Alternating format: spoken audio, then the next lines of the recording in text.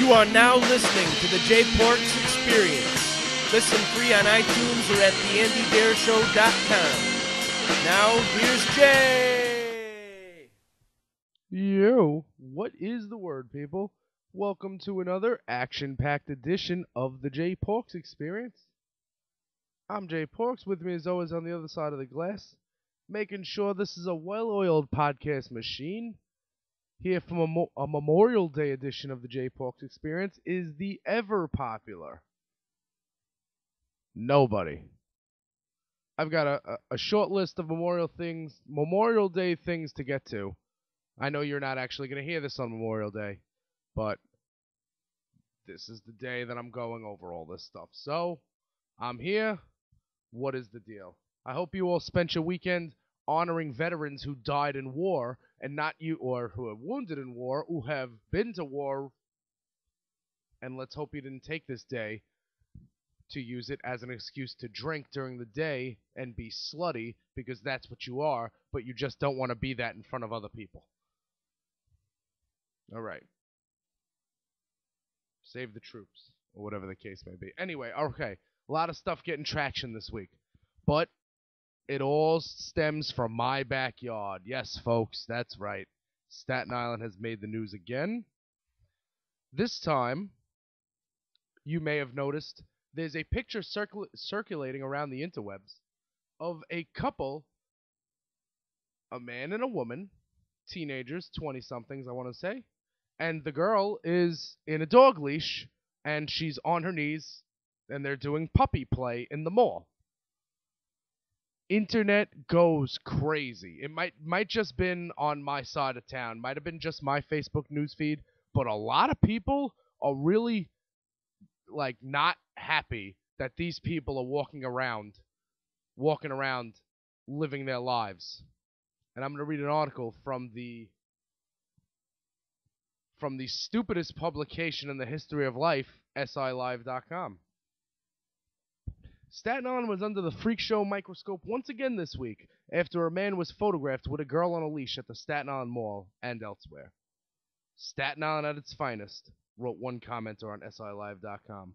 Another thing to laugh at Staten Island, Thomas McGowan posted. Was the couple doing anybody any harm? Not really, even if some SI Live commentators expressed concern that the pose was degrading to the unidentified woman in the photo. At first blush, it looked like somebody's art project. How will people respond to a girl on a leash? Discuss. And if it wasn't, who are we to argue with anyone's kink? With 50 Shades of Grey out there for mass consumption, it's not this kind of stuff that is even that provocative anymore. Bondage? S&M? Please, my virgin eyes. Bottom line, these two wanted attention and we all gave it to them. Welcome, Staten Island's newest celebrities. Wasn't there a bit about a girl with a dog collar around her neck and Spinal Tap? I don't remember it, actually. So just gonna point that out. It's not the first time that our borough has been held up for ridicule. In fact, it's hard to remember the last time the island was praised for something positive. We're the home of Big Ange and other mob wives. Before that, it was the Jersey Shore folks who did our borough proud. For decades, we were known as the home of the largest dump in the world. The island also has a richly deserved reputation as organized crime's bedroom, thanks to all the good fellas that have lived here over the years. And yet many of us readily embrace the borough's connection to the Godfather film. And who can forget the photos of the creepy clown that spread like wildfire from Staten Island in 2014? Turned out, it was just a publicity stunt by local film producers looking to create some buzz around a project. So the joke was on us. That's okay. We're used to being a punchline. And yes, it's not like it's been bad for SI Live's web traffic. I'm going to stop right there that we mentioned web traffic in our post that is used to attract web traffic. You don't actually talk about that. That's something you keep to yourself. You don't say, I'm doing clickbait. Reading on. And if we're not lambasted as a freak show, the island is exonerated as a bastion of intolerance, the place where Eric Gardner died after an encounter with the NYPD. For many across the country, Staten Island has become a knee-jerk symptom for racist. What's worse, a lot of Staten Islanders believe it themselves. I'm going to stop right there again. Eric Gardner didn't die after an encounter with the New York City Police Department. Eric Gardner was murdered by the New York City Police Department with an illegal chokehold that was outlawed, that cops weren't allowed to use, and the cop used it. The cop, who was on probation for doing something else outside the lines, killed Eric Gardner. So, just saying, he didn't die. He didn't, die. It just happened. The guy was murdered. Maybe you should remember that on Memorial Day. Maybe all the development coming to the North Shore will change things. Maybe Staten Island will become known as the home of the New York Wheel, or of the great shopping at Empire outlets, of great hotels with harbor views. And the old dub continues to be reborn as the Fresh Kills Park. Maybe that will be our calling card in the future, home to a park 3 times the size of Central Park. Maybe we really will become known as the Borough of Park someday, the borough of something, and not just the home of racists and pathologically self-absorbed. Okay. So the person writing this article here, I can't pronounce your name, Tom, your last name. Everything is true here. Staten Island is a racist place. Just because you may not be a racist doesn't mean you can write an article saying, "Oh, why are we known as racist? That's so wrong. It shouldn't be like that." Well, everybody's a racist.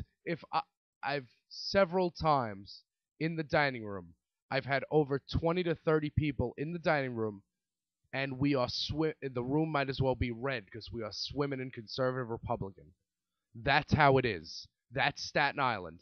It's not going to change until people start accepting, start having tolerance towards people of other walks of life, people of different colors, people of different races, and people of different kinks. The couple in the mall on the dog, who cares? I'm talking about it because I don't care. I understand last week I did the same thing with Deflategate. I said, why is everybody talking about it? And then I talked about it. It's what I do. I'm here to talk about it. So in this article, we had mentioned Big Ange from the Mob Wives. We had the Jersey Shore mentioned. I got to tell you something.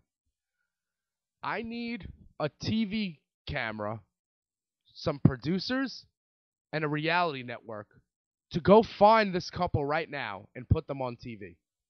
Why is this couple not on TV?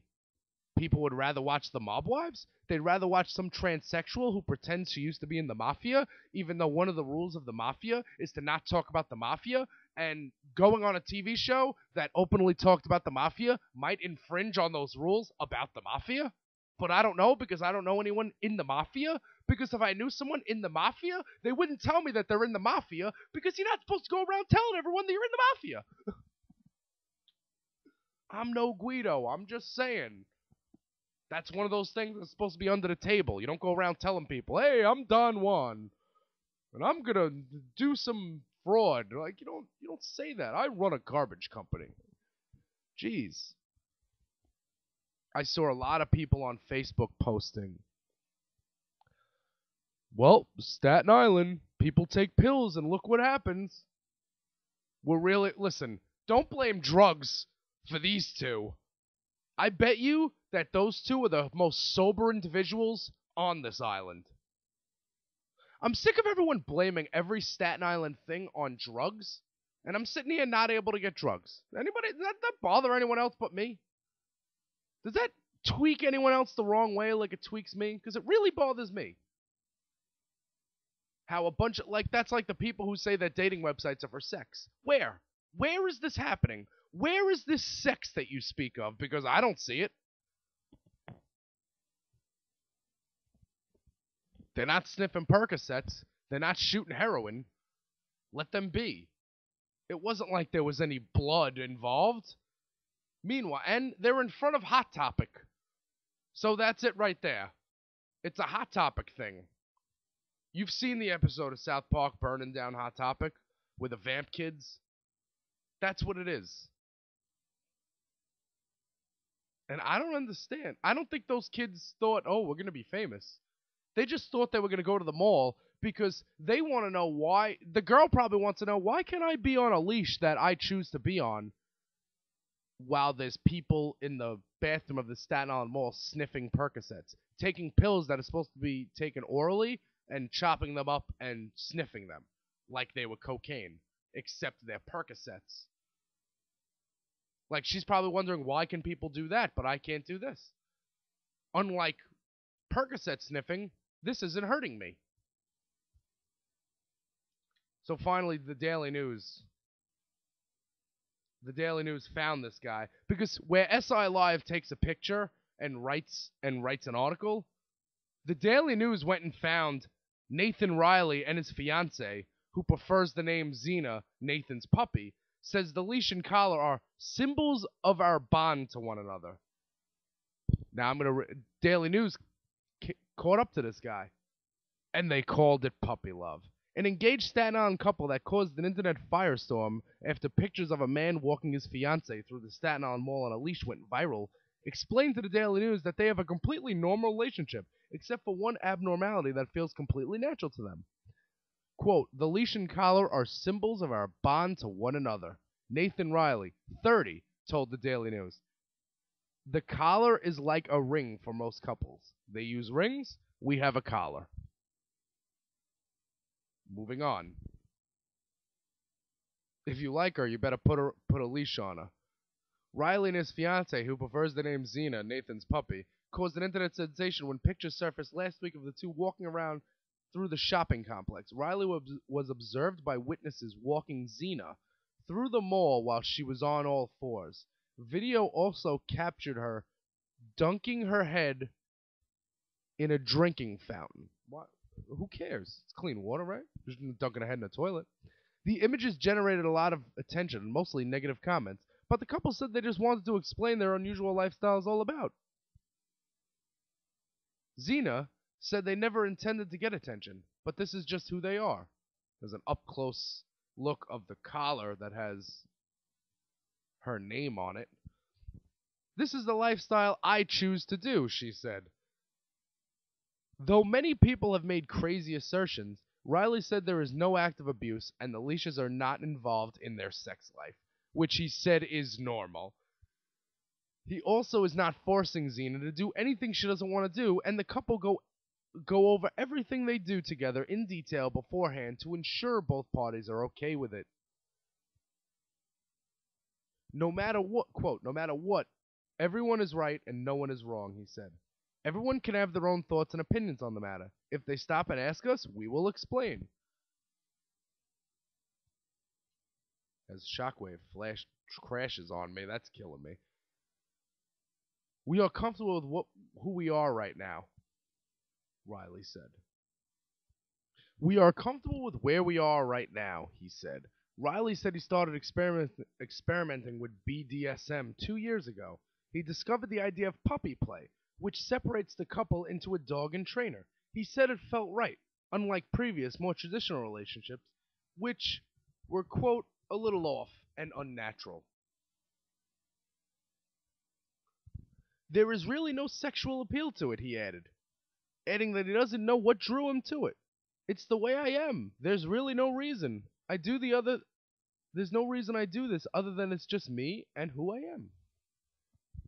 The couple met online and officially began dating 2 months ago. They would talk up to 10 hours a day, and Riley moved to Staten Island 3 weeks ago to be with her.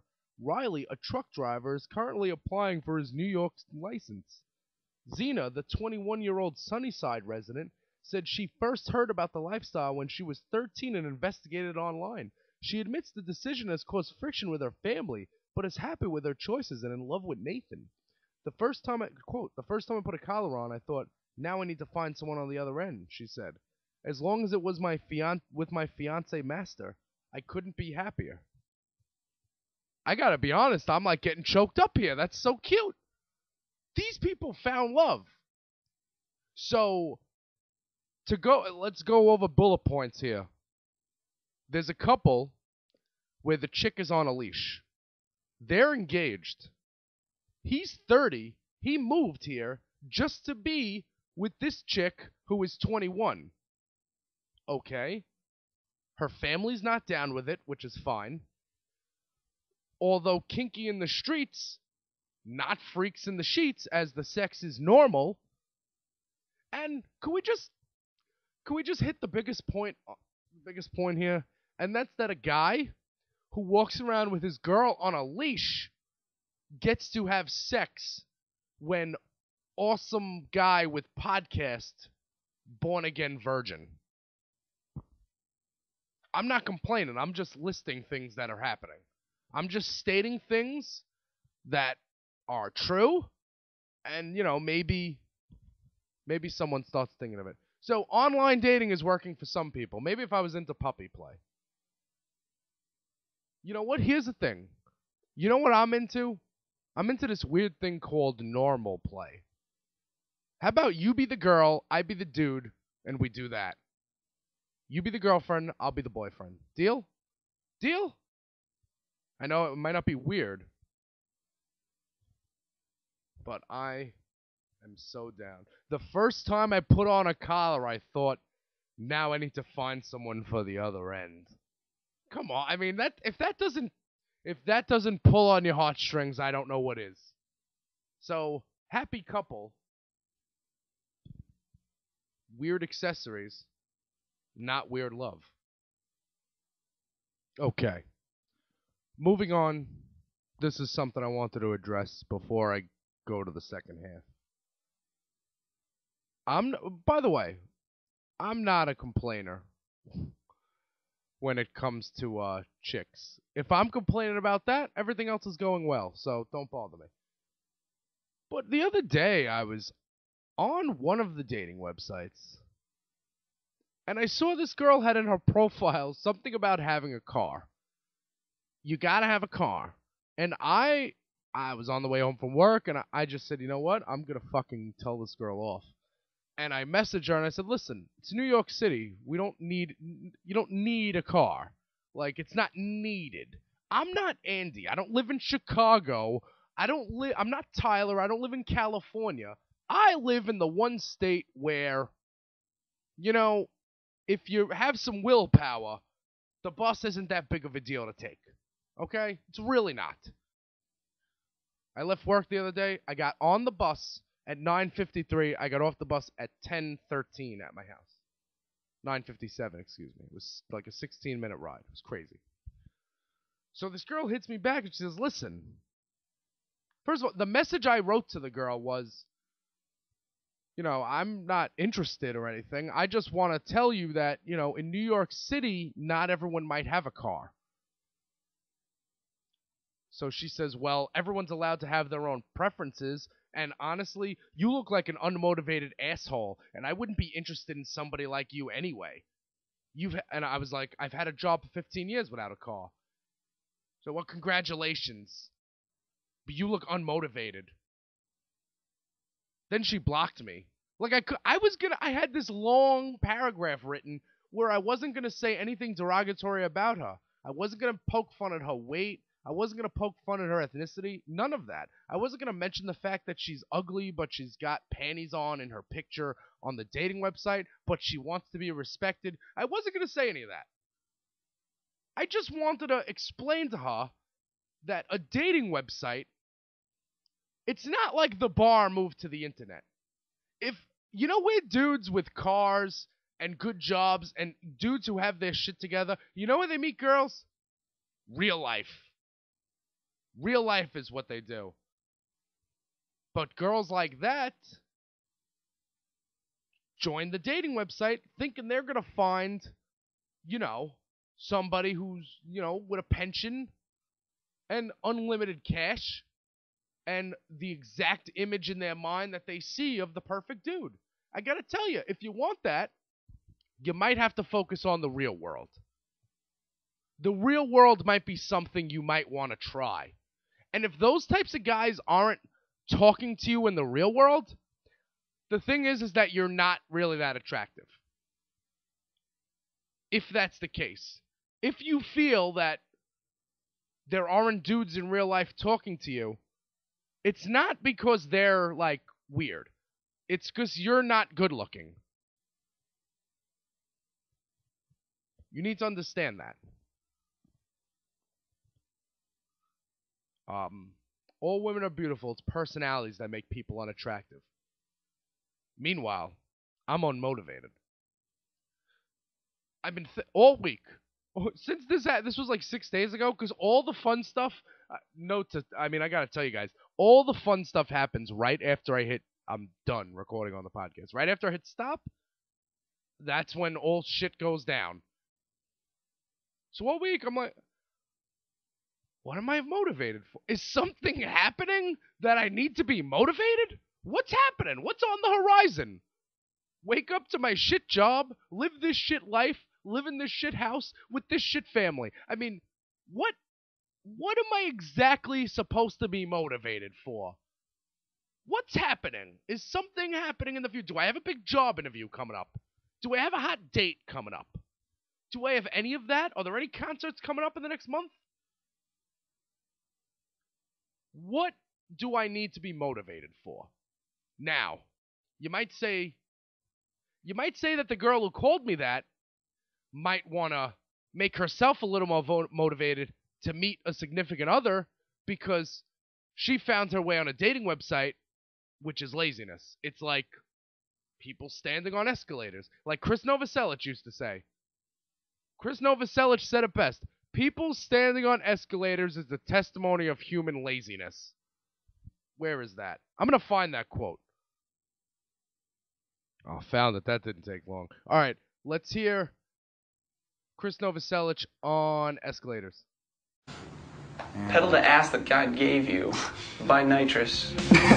People standing on escalators. Oh, God. And that is a testimony to human laziness. I mean, the guy who invented the escalator is just probably But you're kicking supposed himself to in the stand ass. to the side, the right side, so that people can walk up on the left side. You think that the guy made an escalator so people, and it's made like stairs, just so people stand on it, so you go up and down. You're supposed to walk on them so you get there faster.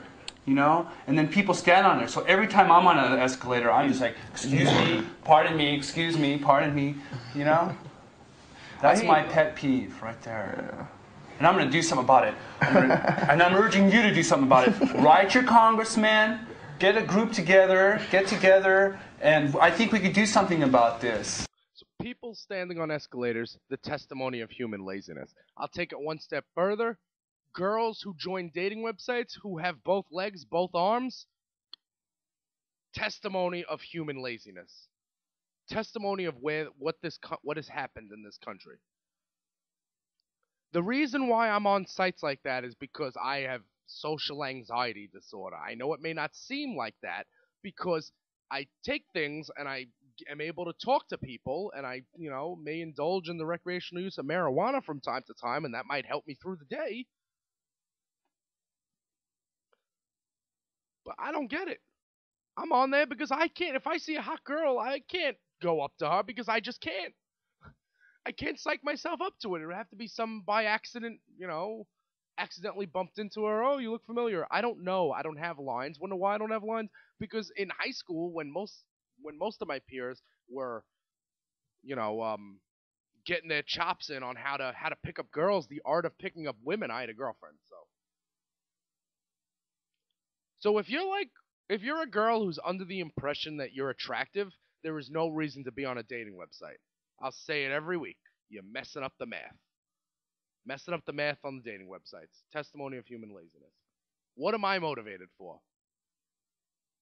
supposed to be motivated for something? Something's happening? You know what I'm motivated for? I'm only Well, here's the thing. I'm unmotivated except for that time I lost 115 pounds in like 15 months. Besides that, without diet, without working out, without diet pills, without surgery, without vigorous exercise. What about that time? Little motivated. How I've kept that off for 2 years, a little motivation. But what am I supposed? I'm supposed to be motivated for something happening in life? The future? No. It's over.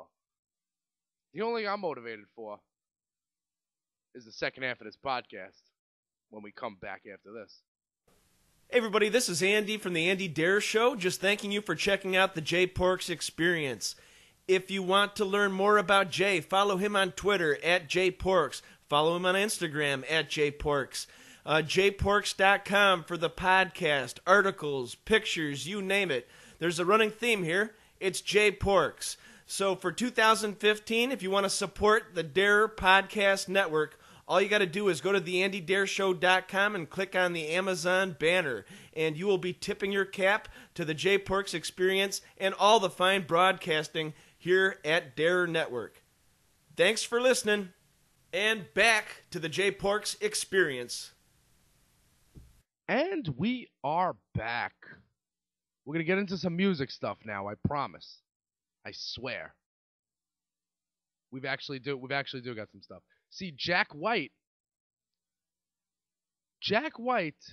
took a hiatus from touring. So he's not going to play a live show for a while. But that doesn't mean that he took a hiatus from calling up magazines, calling up websites, and giving them quotes. And he did that. And I'm at Stereo Gum right now. And Stereo Gum acquired some quotes from some pansy website that I'm not going to name. And here's Jack White's thoughts on his recent break from touring. I'd say half the shows I play I'd rather not play. Festivals, for example. But I have to make the best of it and try to get inspired. It's hard when the people who organize festivals basically control my life. I have to book shows around their offer that I can't refuse. It's very expensive to tour. People think that's how musicians make their money these days, sadly. But it's hard to on the road, no matter what size you are. Only seated theaters for acoustic shows for the rest of my days. Something's creating a closet and never releasing it. Something's creating in a closet and never releasing it has its advantages. Here's Jack White on New York City. I only go to New York if I have to. Nothing feels special there when you're creative. Everyone feels like they've seen and done it all. Hard for me to be inspired. And his opinion on the media? Everyone always plays catch the hypocrite with me. Probably because I often make the stupid mistake of having opinions and saying them out loud. It's smarter for well-known people to smile and keep their mouth shut. When has there not been negativity about me? Well, there hasn't been negativity about you that time you were in the White Stripes. There wasn't negativity about you that time you weren't a pompous asshole. I only go to New York if I have to. You wonder why you make no money. Nothing feels special there when you're creative.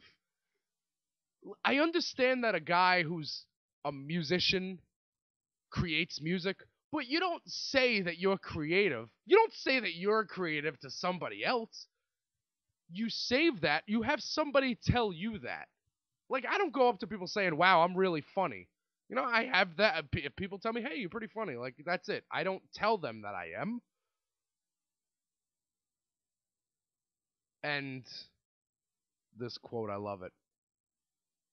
People think that's how musicians make their money these days, sadly. How do you make your money, Jack? CDs are free. Music is free. You're not going to be able to sell music anymore. It's all going to be for free on the internet because Napster. You can tour, and that is how you make money. It's tough. It's tough to tour. I got to tell you something. When I go serve food, it's tough. You know, I mean, life is hard. All these people, like Jack White, Jack White sees a future of him never doing anything again? Like, how are you going to make money? You're going to put albums out exclusively on Tidal? He was defending. Here's how you know that I think Jack White's an asshole. He was defending Tidal, Jay-Z's streaming service, because he's a partner in it or something.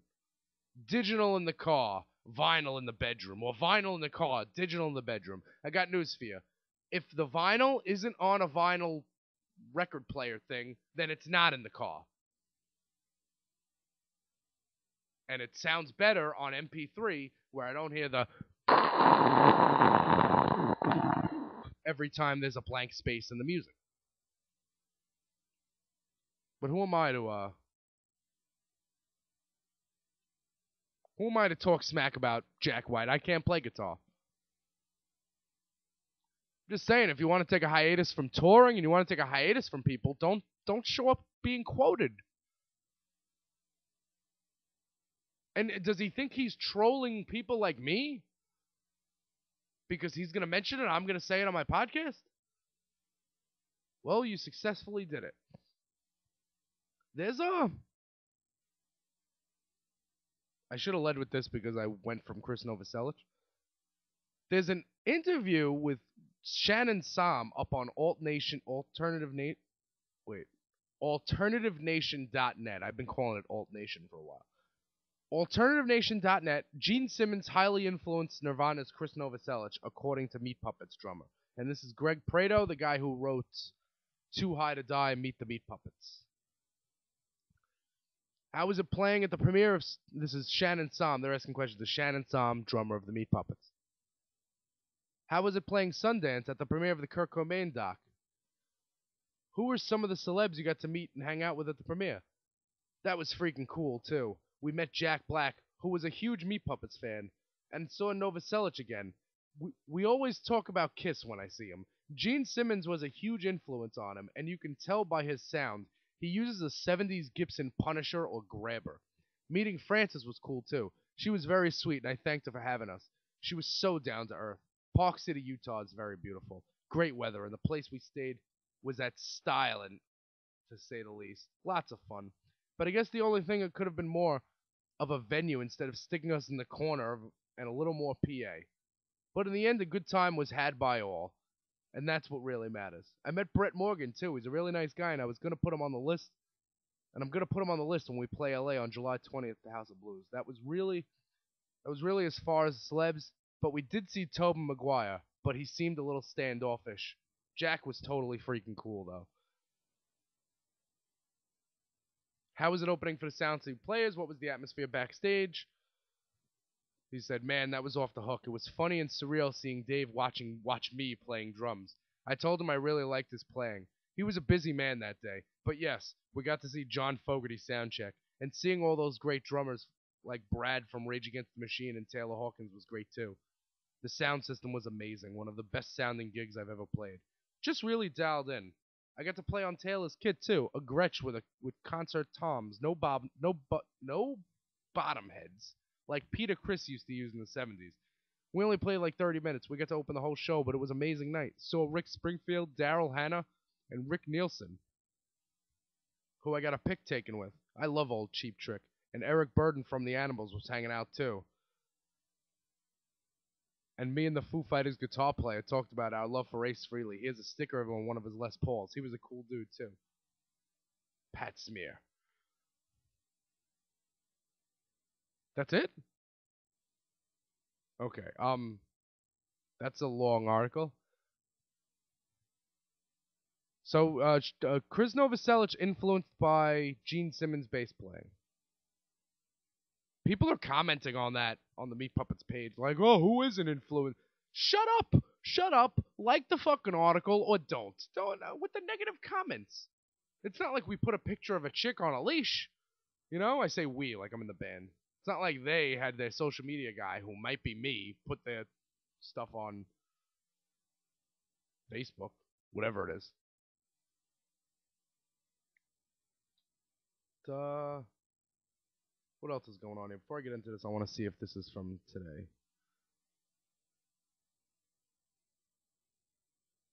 Anyway. Okay. Got Gene Simmons. I did Jack White. I did the Leash. I did the Leash, right? I did Unmotivated? I did that, alright. We got a couple more headlines, and they are powered by Annie Quiet. The Districts rock DC with passion and mannequins. The Districts rolled into DC, mannequins in tow, intent to tap into the ineffable energy that separates the wannabes. Also, Annie Quiet Sessions were reintroducing Decades, debuting new EP live at Annie Quiet Sessions. Annie Quiet Sessions exist to serve a few important ambitions of ours. First, check it out. That's not a lead. That's the first line. I don't think Antiquiet would exist without him. It's the best thing we could do was be an echo chamber, plugging the music after the fact. I don't know if any of this would be all that worth it to anyone on either side. It's also extremely self-obsession. We fiendishly, viciously hunt the magic in our favorite intimate live videos. That electrifies our blood. But that's only half of a balance we've tried to strike between putting bands you already know into a new light in a unique and conductive space, and showing you bands you don't know as we see them. Always, it's about bringing you something new and valuable into your life. Our latest Ain't Quiet session with LA's Decades is no exception, and an essential entry after 2 years and counting of watching this band grow through their local shows. So you could check out Decades. Got 1, 2, 3, 4, 5. There's like 5 videos. 5 videos exclusively to Antiquiet that you can check out on antiquiet.com right about now. Also, another headline happening here is Veruca Salt. I was supposed to say this last week. Veruca Salt is announcing a new LP, Ghost Notes. Veruca Salt returns this summer with their first full-length album to feature all original members since 1997. Ghost Notes includes 14 tracks, including a previously released Museum of Broken Relationships from last year's Record Store Day EP, and is available to pre-order now exclusively through Pledge Music. The album will be released on July 10th. For your information, many of the pre-order options come along with limited edition / rare items. Take a look at all the options here, not actually here, but I'll provide you with somewhere to click, and stream 2 new tracks from Veruca Salt below. And they are touring North America. You want to hear the new Veruca Salt? Fuck it, I'm playing it.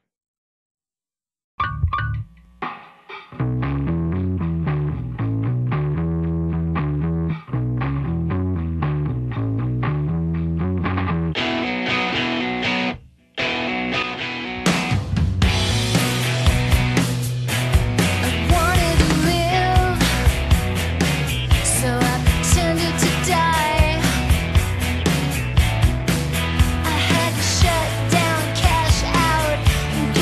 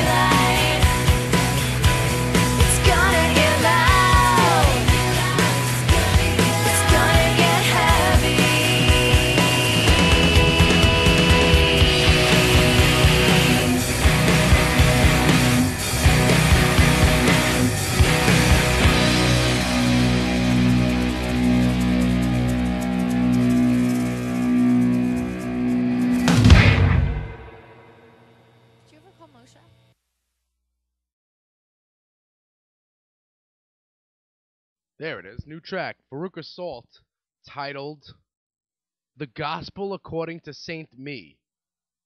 And that was put on YouTube about 6 days ago. And since it is on YouTube, and they put it up on YouTube and SoundCloud to stream, I played it here to let you know that this is for promotional use only, and you guys can go to Pledge Music and pre-order the new Veruca Salt album, their first album with all original members in almost 20 years. Okay.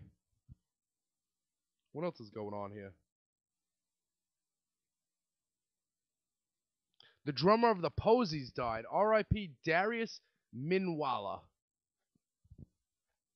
And you can get that at Christina Rocks. The band released a statement. I only thought of it because I saw it and because people died, and it sucks when people die. But the other day at work, I had, I think, No Doubt Radio on. No Doubt Radio is good for the restaurant because it plays like some girly stuff so you can get away with it, but then Nirvana comes on and the Posies came on. And it you know what it is? It's Nirvana, weed smoking music, and some girly stuff every now and then. And you know what? I'm perfectly fine with that. I'm in the restaurant playing Eve 6. I was like, yeah, I saw that band. Alright, so there's that. I mean, you know, listen. Memorial Day weekend. Gotta remember war heroes. Alright. Before I get up on out of here, as I always do, I will give you the list of websites you need to go to help keep me in business. First of all, there is concertconfessions.com. For all your live music, news and reviews. For the fans, by the fans, you will go to concertconfessions.com. That's all there. Also, need to go to ChristinaRocks.com. Hang the DJ, 89xradio.com every Sunday morning for the Time Warp Throwback Alternative every Sunday morning, 8 to noon. Tweet at her at Christina Rocks, Christina no H. Check out the website, ChristinaRocks.com. Hang the DJ. She's a fan. I'm a fan of hers. And one day I'll get to Detroit and we'll hang. Chill and a little bit of ill. Also, I need to go to AndyDare.com headquarters. Stuff going on all the time, whether it's Spin Class, whether it's the Andy Dare Show, whether it's the Tyler Kale Show, whether it's the J Porks Experience, because I am the oddity that has to be different and not have show in his name. I'm sorry. It's not my fault. I'm weird. And of course, every week, folks, the headlines, they be powered by Anti-Quiet. Your source for quality. Until next week. Till hopefully when the Rangers are in the Stanley Cup Finals. Fingers crossed. Whiskey, weed, and Warren Zevon. Late. This has been the J Porks Experience. Thank you so much for listening.